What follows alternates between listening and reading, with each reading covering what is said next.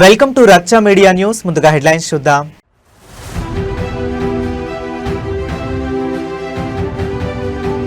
ఏపీలో చారిత్రాత్మక విధానపరమైన మార్పు. జనాభా నియంత్రణ స్థానంలో జనాభా సంరక్షణకు శ్రీకారం.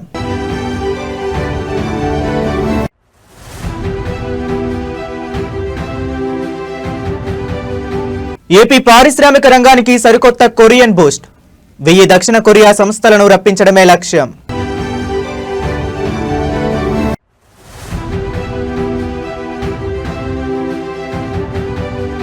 తెలంగాణ పాలిటిక్స్ లో మాటల యుద్ధం.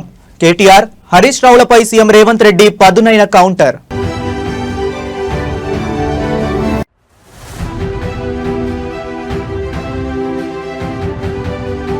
రేవంత్ రెడ్డి వ్యాఖ్యలపై హరీష్ రావు ఉగ్రరూపం.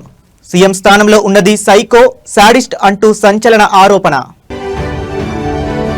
ఇక డీటెయిల్స్ చూస్తే, ఆంధ్రప్రదేశ్ ముఖ్యమంత్రి నారా చంద్రబాబు నాయుడు దేశ చరిత్రలోనే ఒక అపూర్వమైన, విప్లవాత్మకమైన, విధానపరమైన నిర్ణయాన్ని ప్రకటించారు. జనాభా పెరిగిపోతుందంటూ దశాబ్దాలుగా అనుసరిస్తున్న పాత జనాభా నియంత్రణ ఆలోచనకు పూర్తి స్వస్తి పలికి మానవ వనరులను కాపాడుకునే జనాభా సంరక్షణ దిశగా సరికొత్త అడుగులు వేశారు. దేశం అంటే మట్టి కాదోయ్, దేశం అంటే మనుషులోయ్ అంటూ నాడు మహాకవి గురజాడ అప్పారావు గారు చెప్పిన మహోన్నత సందేశాన్ని అక్షరాల ఆచరణలోకి తెస్తూ ఈ రోజు నుంచే ఒక కొత్త అధ్యయనానికి శ్రీకారం చుడుతున్నట్లు సీఎం ప్రకటించారు.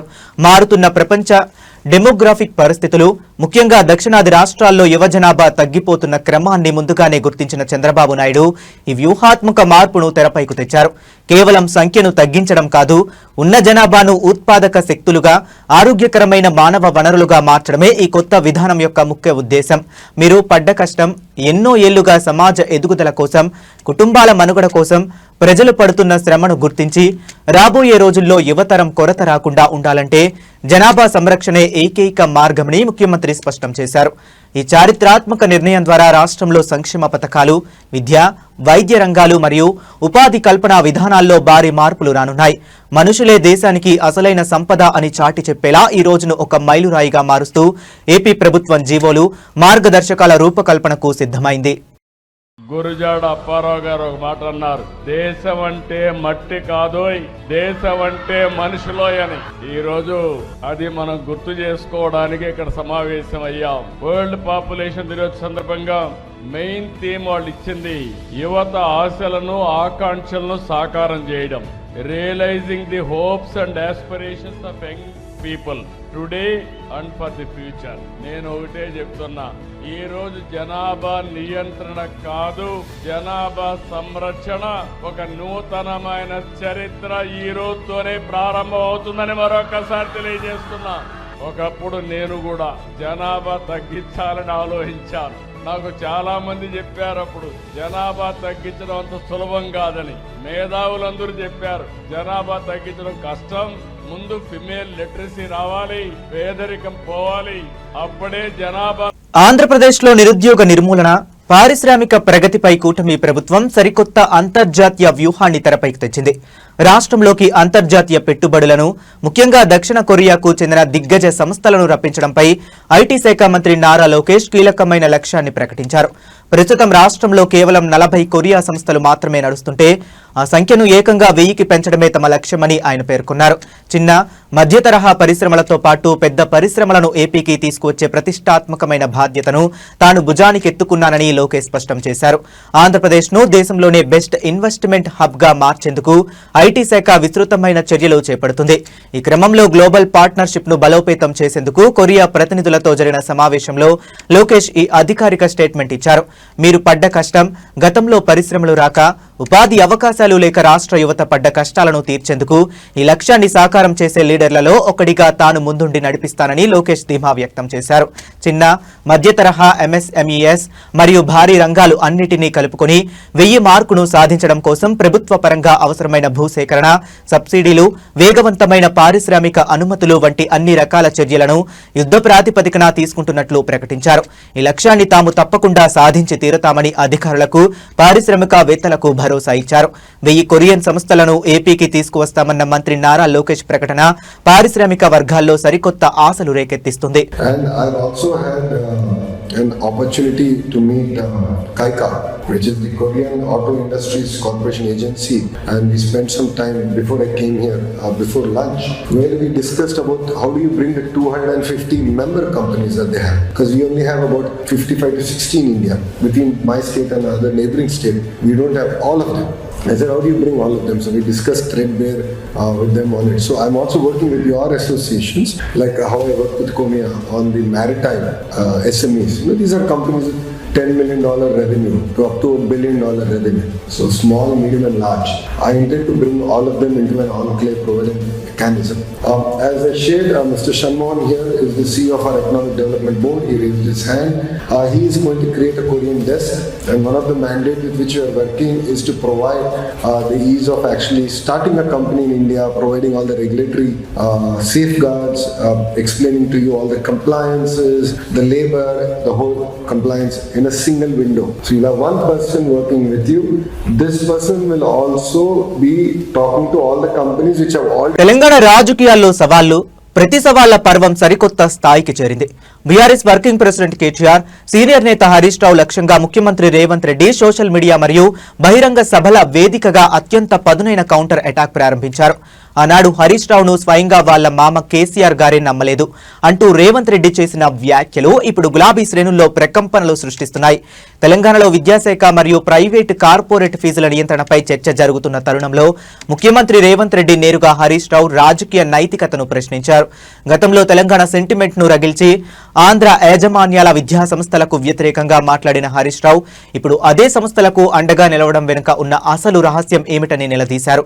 మీరు పడ్డ కష్టం, నాడు తెలంగాణ నిరుద్యోగులు, విద్యార్థులు పడ్డ కష్టాన్ని నారాయణ చైతన్య సంస్థలు దోచుకుంటున్నాయంటే ఉద్యమకారుడిగా అడ్డుకోవాల్సింది పోయి నేడు స్వార్థ ప్రయోజనాల కోసం ఆ సంస్థల పంచన చేరి అలాంటి బతుకు బతుకుతున్నావు, నీది ఒక బతుకేనా అంటూ రేవంత్ రెడ్డి సోషల్ మీడియా వేదికగా తీవ్రంగా విరుచుకుపడ్డారు. కుటుంబ రాజకీయాల్లోనూ హరీష్ రావుకు నమ్మక ద్రోహం చేసిన చరిత్ర ఉందనే విషయాన్ని గుర్తు చేస్తూ బీఆర్ఎస్ పార్టీ అంతర్గత సంక్షోభాన్ని రేవంత్ రెడ్డి మరోసారి తెరపైకి తెచ్చారు. ఈ వ్యాఖ్యలు ఇప్పుడు తెలంగాణ పాలిటిక్స్ లో పెను తుఫానుగా మారాయి. హరీష్ రావు పొలిటికల్ బతుకుపై ముఖ్యమంత్రి రేవంత్ రెడ్డి చేసిన ఈ ఘాటైన విమర్శలకు బీఆర్ఎస్ సీనియర్ నేతలు ఏ విధంగా కౌంటర్ ఇస్తారో, ఈ విద్యా సంస్థల వ్యవహారంపై ఎలాంటి వివరణ ఇస్తారో వేచి చూడాలి. మాకప్ప చెప్పు అంటారు కదా, దొంగోనికి చెప్పే లాభం అన్నారు. కొంతమంది గుడి ముందర చెప్పులు కూడా ఎత్తుకుపోతారు. మామ అల్లుడు అంతకంటే అతనికంటే కనుడు ఆచంట మల్లన్న అని మామ గుడిని మింగితే అల్లుడు గుడిలో ఉన్న లింగాన్ని కూడా మింగే రకం చూసినాం. ఇవాళ 5 ఏళ్ళు మంత్రి ఉన్నాయనను సంవత్సరం మంత్రి ఇయ్యలే, సంవత్సరం మంత్రి ఇచ్చినా కూడా సాగునీటి పారుదల శాఖ ఇవ్వలే. నీ మామనే నిన్ను నమ్మలేదు. నువ్వు ఎంత కేటుగానువో, కమిషన్లో ఎంత అదనంగా వసూలు చేసినావో తెలిసి ఆయన లక్కీ నెంబర్ 6% ఆయనదైతే నా లక్కీ నెంబర్ 3% అని ఈయన వసూలు చేసిండు. బావకు 3 ఇస్తే మరి నాకు 1 అని ఉండాలి కానీ కొడుకు 1 వసూలు చేసిండు. మొత్తం కలిసి 10% ముక్కి బెక్కి బొక్కిన సంగతి నీ మామకి తెలిసే కదా నిన్ను దూరంగా పెట్టింది. సంవత్సరం నీకు మంత్రి ఇయ్యలేదు, ఆ తర్వాత ఇంకేదో ఇచ్చిండు. ఇప్పుడు వచ్చేసి మమ్మల్ని అడుగుతుండు నాకు ఇచ్చేసే శాఖ అని. ఎందుకంటే పాత కమిషన్లు కొన్ని రావాలి. తెలంగాణ రాజకీయం ఒక్కసారిగా అగ్ని పర్వతంలా బద్దలైంది. ముఖ్యమంత్రి రేవంత్ రెడ్డి నిన్న ప్రతిపక్షాలను ఉద్దేశించి చేసిన ఘాటు వ్యాఖ్యలపై బీఆర్ఎస్ ట్రబుల్ షూటర్ మాజీ మంత్రి తన్నీరు హరీష్ రావు అత్యంత దారుణమైన పదజాలంతో విరుచుకుపడ్డారు. ముఖ్యమంత్రి మాట్లాడిన మాటలు చూస్తుంటే ఆయనలో ఒక బాధ్యత గల సీఎం కంటే ఒక సైకో, ఒక శాడిస్ట్ స్పష్టంగా కనిపిస్తున్నాడంటూ హరీష్ రావు సంచలన ఆరోపణలు చేశారు. అధికార మదంతో బూతులు మాట్లాడడంలో తాము పోటీ పడలేమని, సీఎం చేసే జైలు బెదిరింపులకు ఏ ఒక్క గులాబీ సైనికుడు భయపడబోడంటూ ఆయన చేసిన పొలిటికల్ వార్నింగ్ ఇప్పుడు సంచలనంగా మారింది. తెలంగాణలో కాంగ్రెస్, బీఆర్ఎస్ పార్టీల మధ్య గత కొన్ని రోజులుగా సాగుతున్న అంతర్గత పరిణామాలు నిన్న ముఖ్యమంత్రి రేవంత్ రెడ్డి చేసిన ప్రసంగంతో పీక్స్ కు చేరాయి. దీనిపై ప్రెస్ మీట్ వేసిన హరీష్ రావు ముఖ్యమంత్రి స్థానంలో ఉండి బూతులు మాట్లాడడం రేవంత్ రెడ్డి దిగజారుడుతనానికి నిదర్శనమని మండిపడ్డారు. తాము కూడా అదే స్థాయిలో బూతులు మాట్లాడి తమ క్యారెక్టర్ ను పాడు చేసుకోబోమని తేల్చి చెప్పారు. మీరు పడ్డ కష్టం, ఎన్నో ఏళ్లుగా తెలంగాణ సమాజం కోసం, ప్రజా సమస్యల పరిష్కారం కోసం బీఆర్ఎస్ శ్రేణులు పడుతున్న కష్టాన్ని, పోరాటాన్ని సీఎం రేవంత్ రెడ్డి కేవలం బెదిరింపులతో తొక్కేయాలని చూస్తున్నారని హరీష్ రావు ధ్వజమెత్తారు. రేవంత్ రెడ్డి ఎన్ని బూతులు మాట్లాడినా, ఎన్ని శాపనార్థాలు పెట్టినా, చివరకు జైల్లో పెడతామని హెచ్చరించినా బీఆర్ఎస్ పార్టీలో ఉన్న ఏ ఒక్క గులాబీ నాయకుడు గాని, క్షేత్రస్థాయి కార్యకర్త గాని రవ్వంతైనా భయపడే ప్రసక్తే లేదని ప్రజాక్షేత్రంలో తేల్చుకుంటామని హరీష్ రావు స్పష్టం చేశారు. నిన్న రాష్ట్ర ముఖ్యమంత్రి గారు మాట్లాడిన మాటలు వింటే ఆయనలో ఒక సైకో కనిపిస్తూ ఉన్నాడు. ఒక ముఖ్యమంత్రిలాగా ఆయన మాటలు లేవు. పొలాల్లో నీళ్లు బారించండి ముఖ్యమంత్రి గారు అంటే ఆయన నోటి వెంట అబద్ధాలు బూతులు బారిస్తూ ఉన్నాడు. ఇలా రాష్ట్ర రైతాంగానికి రాష్ట్ర ప్రజలకు కావాల్సింది త్రాగునీరు, సాగునీరు. ముఖ్యమంత్రి గారి శాపనార్థాలు ఈ రాష్ట్ర ప్రజలకో రైతాంగానికి అవసరం లేదు. నిన్న ముఖ్యమంత్రి గారు మాట్లాడినటువంటి భాష చూస్తూ ఉంటే ఒక శాడిస్ట్ మాట్లాడుతున్నాడా అనే అనుమానం కలుగుతూ ఉంది. నిన్నటి ఆయన మాటల్లో 3 లక్షణాలు చాలా స్పష్టంగా కనిపించాయి. 1 పచ్చి అబద్ధాలు, 2 బూతులు, 3 శాడిజం. ఈ 3 చాలా స్పష్టంగా కనబడ్డాయి. సరే, ఆయన బూతులతో మేము పోటీ పడలేము, ఆయనలాగా బూతులు. Global semi conductor supply chain లో హైదరాబాద్ నగరం మరో అరుదైన ప్రపంచ స్థాయి మైలురాయిని సొంతం చేసుకుంది. చిప్ల తయారీ పరిశ్రమలో అత్యంత కీలకమైన కెమికల్ మెకానికల్ పాలిషింగ్ అంటే సిఎంపి ప్యాడ్ టెక్నాలజీ హబ్ దేశంలోనే మొట్టమొదటిసారిగా మన హైదరాబాద్ లోనే లాంఛనంగా ప్రారంభమైంది. జపాన్ కు చెందిన దిగ్గజ సంస్థ తోహో కోకి సాంకేతిక సహకారంతో నగరంలోని టీ వర్క్స్ వేదికగా ఏర్పాటు చేసిన ఈ కేంద్రాన్ని ఐటీ మరియు పరిశ్రమల శాఖ మంత్రి దుద్దిల శ్రీధర్ బాబు ప్రారంభించారు. సెమీ కండక్టర్ చిప్స్ తయారు చేసేటప్పుడు సిలికాన్ వేపర్లను అత్యంత సమతూలంగా మృదువుగా మార్చేందుకు ఈ సిఎంపి ప్యాడ్లను ఉపయోగిస్తారు. గ్లోబల్ మార్కెట్లో దీనికి విపరీతమైన డిమాండ్ ఉంది. టీ వర్క్స్ లో 8 కోట్ల విలువతో ఏర్పాటు చేసిన ఈ ఓపెన్ యాక్సిస్ హబ్ ద్వారా విద్యార్థులు, యువ పరిశోధకులు, సరికొత్త స్టార్టప్లకు సరికొత్త సాంకేతిక శిక్షణతో పాటు అంతర్జాతీయ స్థాయి ప్రోటో టైపింగ్ సదుపాయాలు లభిస్తాయి. మీరు పడ్డ కష్టం, మన యువ ఇంజనీర్లు, ఐఐటి పరిశోధకులు అంతర్జాతీయ స్థాయి నైపుణ్యాల కోసం పడుతున్న శ్రమను గుర్తించి జపాన్ టెక్నాలజీని నేరుగా ఇక్కడికే తీసుకువచ్చింది తెలంగాణ ప్రభుత్వం. ఈ సందర్భంగా మంత్రి శ్రీధర్ బాబు మాట్లాడుతూ రాబోయే 18 నుంచి 24 నెలల్లో ఈసీఎంపీ ప్యాడ్లను పూర్తిగా భారతదేశంలోనే స్వదేశీ పరిజ్ఞానంతో తయారు చేయటమే తమ ప్రభుత్వ ప్రధాన లక్ష్యమని స్పష్టం చేశారు. ఈ భాగస్వామ్యం ద్వారా జపాన్లోని మీ సెమీ కండక్టర్ నెట్వర్క్ తో కూడా మన దేశీయ ఎంఎస్ఎంఈలకు బలమైన లింకేజీలు ఏర్పడనున్నాయి.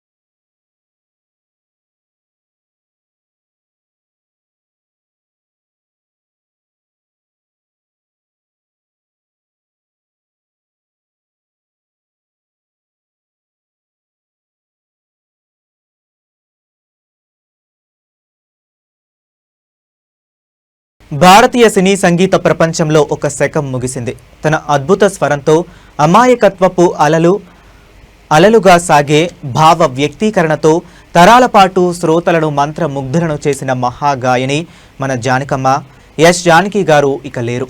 1938 నుంచి 2026 వరకు సాగిన ఆమె సుదీర్ఘ జీవిత ప్రయాణంలో వేలాది అమర గీతాలకు ఆమె ప్రాణం పోశారు.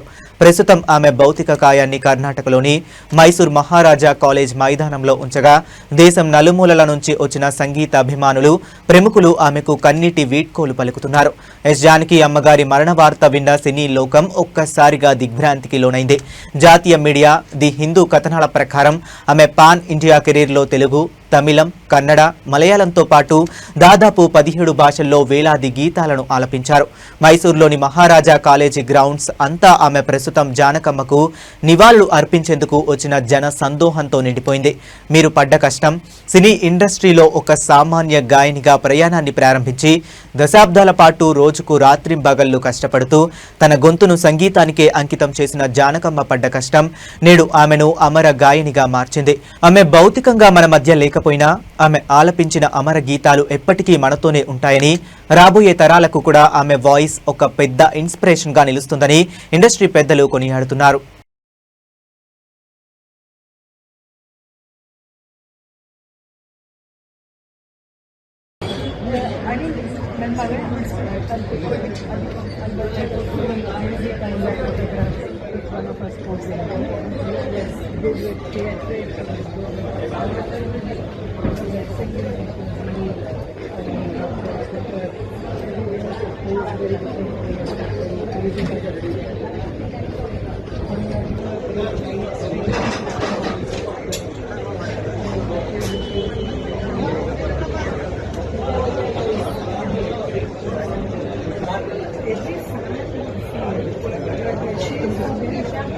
ఆంధ్రప్రదేశ్లో పాడి రైతుల శ్రమను కార్పొరేట్ శక్తులు ఎలా నిలువునా దోపిడీ చేస్తున్నాయో అద్దం పట్టే మరో షాకింగ్ గ్రౌండ్ రిపోర్ట్ చిత్తూరు జిల్లా గంగాధర్ నెల్లూరు నుంచి వెలుగులోకి వచ్చింది.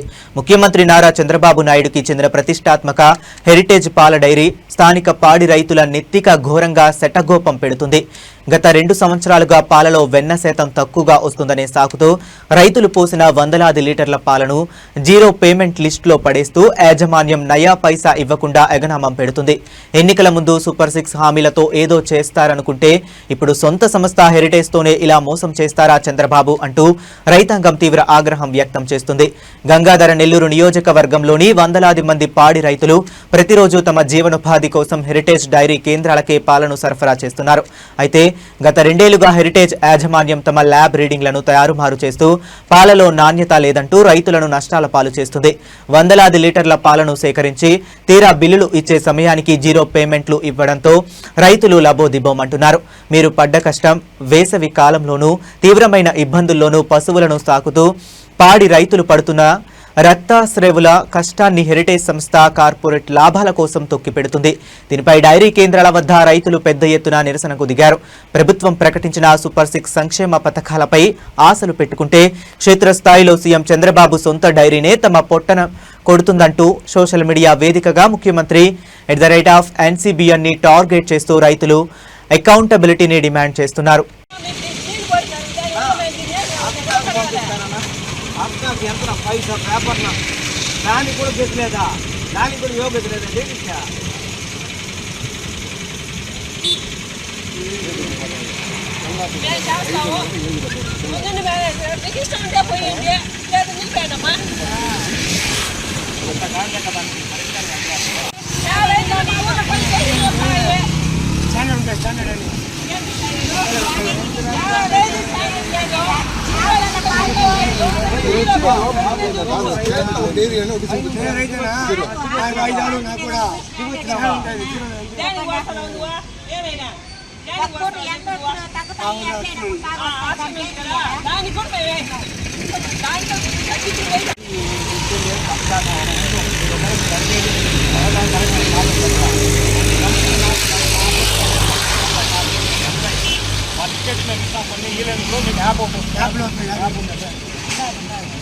యాప్లో మీకు 4 కాపీ వచ్చేస్తుంది, ఇబ్బంది లేదు. కాకపోతే మీకు జీరోలు పడకుండా చూడాలి.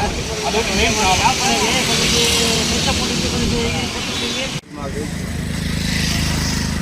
ఆ మాత్రం తెచ్చుకోలేదు.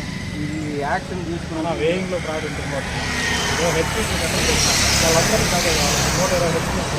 అది వాళ్ళు స్కాన్ చేస్తున్నాం. ఏం ఎట్లా చేయాలని ప్రతి ఒక్కరికి దాన్ని అదేవిధంగా ఆ పాత్ర అంతేనా అన్నా. మేము అంత కాంగ్రెస్ పుట్టించి అంత టైం మాకు లేదు. మేము ఇదే చూసుకుంటే మాకేం బతుకులేవా? నేను బతికే ఉన్నాను, నా భూమి నాకు ఇవ్వండి అంటూ ఒక నిరుపేద వృద్ధుడు రెవెన్యూ కార్యాలయాల చుట్టూ తిరుగుతున్న అత్యంత ఘోరమైన నకిలీ పత్రాల దందా ఒకటి భద్రాద్రి కొత్తగూడెం జిల్లాలో వెలుగు చూసింది. దమ్మపేట మండలం చిన్నగొల్లగూడెం గ్రామానికి చెందిన సత్యం అనే సామాన్య వ్యక్తి బతికుండగానే అతను 2018లోనే చనిపోయాడంటూ నకిలీ డెత్ సర్టిఫికేట్ సృష్టించి అతని 5 ఎకరాల అసైన్డ్ భూమిని కాజేశారు అక్రమార్కులు. అధికారుల సంతకాలను సైతం ఫోర్జరీ చేసి సాగించిన ఈ నకిలీ వారసత్వ భూబదిలీ వ్యవహారం రెవెన్యూ వ్యవస్థలోని లోపాలను బట్టబయలు చేస్తుంది. బాధితుడైన సత్యం 4 కూతుర్ల వివాహం జరిగిపోవటం, కొడుకు బతుకు తెరువు కోసం వేరే ప్రాంతానికి వెళ్లడంతో గ్రామంలో ఒంటరిగా జీవిస్తున్నాడు. దీనిని గమనించిన నామ సత్యనారాయణ అనే వ్యక్తి సత్యం సాగు చేసుకుంటున్న 5 ఎకరాల అసైన్డ్ భూమిని ఎలాగైనా కొట్టివేయాలని స్కెచ్ వేశాడు. ఇందుకోసం జీపీఓ అనంతలక్ష్మి సహాయంతో సత్యం 2018లోనే మరణించినట్లు నకిలీ మరణ ధృవీకరణ పత్రం తయారు చేశాడు. అంతటితో ఆగకుండా సత్యనారాయణ భార్య పుష్పవతి బాధితుడికి ఏకైక కూతురంటూ మరో నకిలీ కుటుంబ పత్రాన్ని సృష్టించారు. మీరు పడ్డ కష్టం, ఎంతో కష్టపడి సాగు చేసుకుంటున్న భూమిని లాక్కునేందుకు తహసీల్దార్ రామ్ నరేష్ సంతకాన్ని మరియు ఆర్ఐ వీరస్వామి సంతకాన్ని సైతం జీపీఓ అనంతలక్ష్మి ఫోర్జరీ చేసిందని ఉన్నతాధికారులు గుర్తించారు. ఈ నకిలీ డాక్యుమెంట్లు ఆధారంగా తహసీల్దార్ పొరపాటున భూమిని పుష్పవతి పేరిట వారసత్వ బదిలీ చేసేవారు. విషయం బయటకు రావడంతో తన సంతకాన్ని ఫోర్జరీ చేసి జీపీఓ ఈ మోసానికి పాల్పడిందని తహసీల్దార్ వివరణ ఇస్తున్నారు. ప్రస్తుతం ఉన్నతాధికారులు సదరు జీపీఓ అనంతలక్ష్మిపై క్రిమినల్ చర్యలకు సిద్ధమవుతున్నారు. 5 ఎకరాల భూమి ఉంది నాకు నేను చచ్చిపోయినట్టు సర్టిఫికేట్ సృష్టించి నా 5 ఎకరాలు ఇలా జడ్ సర్టిఫికేట్ ఇచ్చి నామా సత్యనారాయణ గారు అయిన భూమి మొత్తం ఆక్రమించేసుకుంటాం. నాకు నాకు పెన్షన్ రాదు, నాకు రైతు భరోసా డబ్బులు రావు, ఇంకేమీ రావు. నన్ను పోషించే వాళ్ళు ఎవరూ లేరు. ఈ అధికారులు లంచాలు ప్రభుత్వం ఇచ్చే జీతాలు చాలక పేదవాళ్ళు కూడా పేదవాళ్ళు పొట్టలు కొడుతున్నారు.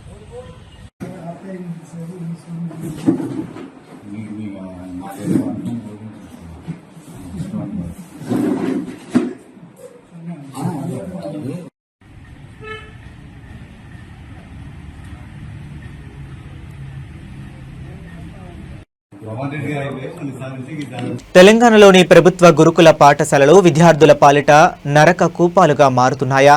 నిత్యం ఫుడ్ పాయిజన్ ఘటనలు జరుగుతున్నా విద్యాశాఖ, సంక్షేమ శాఖ అధికారుల తీరు ఎందుకు మారటం లేదు? జగిత్యాల జిల్లా మెట్పల్లి మండల కేంద్రంలోని Telangana social welfare girls residential పాఠశాలలో వెలుగు చూసిన ఘోర నిర్లక్ష్యపు ఉదాంతం ఇప్పుడు రాష్ట్ర వ్యాప్తంగా సంచలనం సృష్టిస్తుంది. పాఠశాలలోని 530 మంది విద్యార్థులకు పురుగులు, అన్నం, పుచ్చిపోయిన కూరగాయలతో వండిన భోజనం పెడుతుండడాన్ని క్షేత్రస్థాయిలో గుర్తించి వివరణ కోరిన పత్రికా విలేకరులపై సదరు పాఠశాల ప్రిన్సిపాల్ డి మాధురి తీవ్రంగా రెచ్చిపోయారు. అడగడానికి మీరెవరు అంటూ ఆమె చేసిన దౌర్జన్యపూరిత వ్యాఖ్యలు విద్యా వ్యవస్థలోని జవాబుదారీతనాన్ని ప్రశ్నిస్తున్నాయి. Metpalli social welfare girls residential పాఠశాలలో భోజనం అత్యంత దారుణంగా ఉంటుందని, నిత్యం పురుగులు వస్తున్నాయని విద్యార్థినులు వాపోతున్నారు. ఈ విషయం తెలుసుకుని మీడియా ప్రతినిధులు పాఠశాలను పరిశీలించగా పుచ్చిపోయిన కూరగాయలతో వంట చేస్తున్న వైనం స్పష్టంగా కనిపించింది. దీనిపై ప్రిన్సిపాల్ డి మాధురిని వివరణ కోరగా ఆమె బాధ్యతాయుతంగా సమాధానం చెప్పాల్సింది పోయి ప్రెస్ మేనేజ్మెంట్ ను అడ్డుకుంటూ విలేకరులపైకి దూసుకెళ్లారు. మీరు పడ్డ కష్టం, ఎంతో నమ్మకంతో రెక్కల కష్టం చేసి తమ పిల్లలను చదివించుకోవటానికి గురుకులాలకు పంపిన తల్లిదండ్రుల నమ్మకాన్ని బొమ్ము చేస్తూ కనీస నాణ్యత లేని ఆహారాన్ని వడ్డిస్తున్నారు. ఈ పాఠశాల వివాదాల్లో ఇరుక్కోవటం ఇదే మొదటిసారి కాదు. గతంలో ఇదే గురుకులంలో విద్యార్థినులను శారీరకంగా వేధించి ఒక ఉపాధ్యాయుడు పోక్సో కేసులో బుక్ అయిన నల్లటి చరిత్ర కూడా ఉంది. వరుసగా ఇటువంటి తీవ్ర సంఘటనలు జరుగుతున్నా ఉన్నతాధికారుల నిమ్మకు నీరెత్తినట్లుగా వ్యవహరించడం వెనుక ఉన్న మతలాబు ఏమిటని స్థానికులు మండిపడుతున్నారు.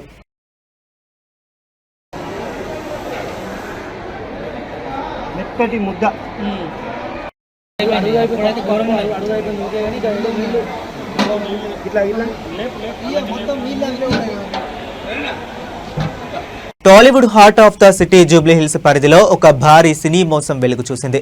తమిళ నటుడు ఆర్యపై హైదరాబాద్ జూబ్లీ హిల్స్ పోలీస్ స్టేషన్లో క్రైమ్ కేసు నమోదైంది. అనంతన్ కాడు అనే చలనచిత్ర షూటింగ్ కోసం కోట్ల విలువైన అత్యంత ఖరీదైన కెమెరాలు, హై అండ్ లైటింగ్ యూనిట్లు, సినిమా మేకింగ్ పరికరాలను అద్దెకు తీసుకుని సదరు సంస్థకు ఇవ్వాల్సిన 1.80 కోట్ల భారీ మొత్తాన్ని చెల్లించకుండా మోసం చేశారనేది ప్రధాన ఆరోపణ. దీనిపై నిలదీసిన మేనేజర్ను కూడా బెదిరింపులకు గురి చేయడంతో నష్టపోయిన సంస్థ పోలీసులను ఆశ్రయించింది. అనంతన్ కాడు సినిమా నిర్మాణ సమయంలో ఒక లీడింగ్ ఫిలిం సప్లై ఏజెన్సీ నుంచి భారీ ఎక్విప్మెంట్ ని మేకర్స్ అద్దెకు తీసుకున్నారు. షూటింగ్ షెడ్యూల్స్ పూర్తయిన తర్వాత కూడా అగ్రిమెంట్ ప్రకారం రావాల్సిన 1.80 కోట్ల అద్దె బకాయిలను ప్రొడ్యూసర్ వినోద్, హీరో ఆర్య చెల్లించకుండా కాలయాపన చేస్తూ వచ్చారు.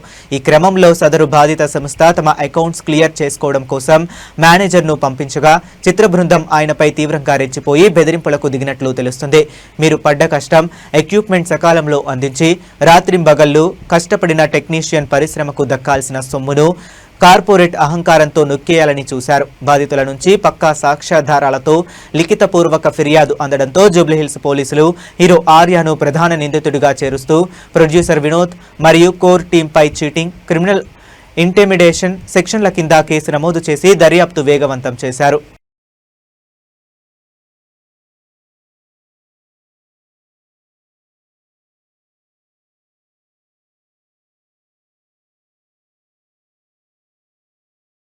తిరుమల శ్రీవారి భక్తులకు టిటిడి కీలక అప్డేట్ అందించింది. అక్టోబర్ నెలకు సంబంధించిన దర్శన టికెట్లు మరియు అర్జిత సేవలు మరియు వసతి గదుల ఆన్లైన్ కోటా విధులను తేదీలను దేవస్థానం అధికారికంగా ప్రకటించింది. జూలై 18వ తేదీ నుంచి వివిధ సేవా టికెట్ల బుకింగ్స్ ఆన్లైన్లో ప్రారంభం కానున్నాయి. అక్టోబర్ నెల కోటా బుకింగ్స్ జూలై 18న ఉదయం 10 గంటలకు సుప్రభాతం, తోమాల, అర్చన, అష్టదళ, పాద పద్మారాధన వంటి లక్కీ డిప్ సేవా టికెట్లతో ప్రారంభమవుతాయి. అనంతరం జూలై 21న ఉదయం 10 గంటలకు కళ్యాణోత్సవం, ఊంజల్ సేవ, ఆర్జిత బ్రహ్మోత్సవం, సహస్ర దీపాలంకార సేవ టికెట్లను అదే రోజు మధ్యాహ్నం 3 గంటలకు వర్చువల్ సేవలు వాటి దర్శన స్లాట్లను విడుదల చేస్తారు. మీరు పడ్డ కష్టం ఆన్లైన్లో టికెట్లు దొరక్క భక్తులు పడే కష్టాలను నివారించేందుకు ప్రతి స్లాట్ను టీటీడీ ముందే నోటిఫై చేసింది. దీని ప్రకారం జూలై 23న ఉదయం 10 గంటలకు అంగ ప్రదక్షిణ, 11 గంటలకు శ్రీవాణి దర్శనం, మధ్యాహ్నం 3 గంటలకు వృద్ధులు, దివ్యాంగుల ప్రత్యేక కోటాను రిలీజ్ చేస్తారు. ఇక భక్తులు ఎంతో ఆతృతగా ఎదురుచూసే 300 ప్రత్యేక ప్రవేశ దర్శన టికెట్లను జూలై 24న ఉదయం 10 గంటలకు అదే రోజు మధ్యాహ్నం 3 గంటలకు తిరుమలలో గదుల బుకింగ్ కోటాను ఆన్లైన్లో అందుబాటులో ఉంచనున్నారు. అక్టోబర్ నెల కోటా బుకింగ్ సమయాల్లో భక్తులు టీటీడీ అధికారిక వెబ్సైట్ ద్వారా మాత్రమే టికెట్లను బుక్ చేసుకోవాలని, సాంకేతిక ఇబ్బందులు రాకుండా ముందే లాగిన్ అయి ఉండాలని నిపుణులు సూచిస్తున్నారు.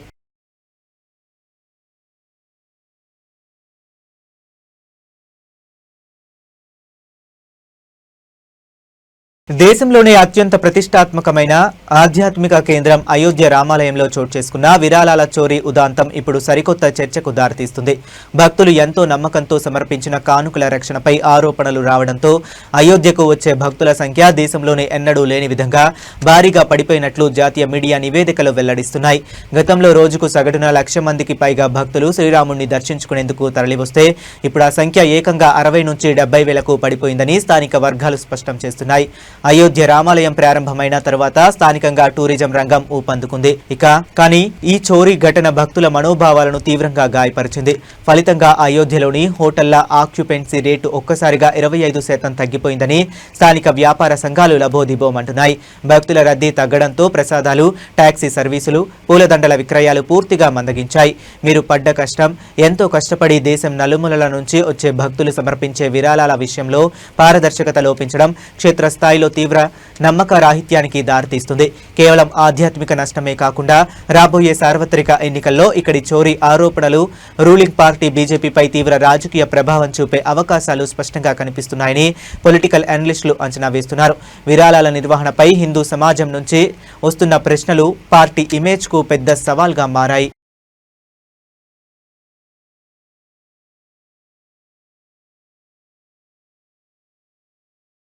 ఇవి ఇప్పటి వరకు ఉన్న అప్డేట్స్. మరిన్ని అప్డేట్స్ కోసం కీప్ వాచింగ్.